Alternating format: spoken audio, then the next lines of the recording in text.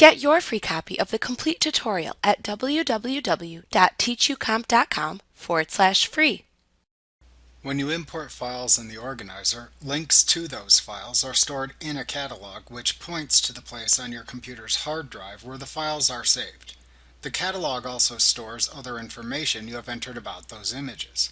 Most people use this single catalog to store all of their images within the organizer. However, Elements also lets you create multiple catalogs if needed. To create a new catalog, open the Catalog Manager dialog box in the organizer by selecting File, Manage Catalogs from the menu bar. Click the New button and then type a name for the catalog into the file name field shown. To install the free music files that come with Elements, check the Import Free Music into this catalog checkbox. Then click the OK button. Then import the desired media files as usual. After you have created different catalogs, you can then switch between them by selecting File, Manage Catalogs from the menu bar to open the Catalog Manager dialog box.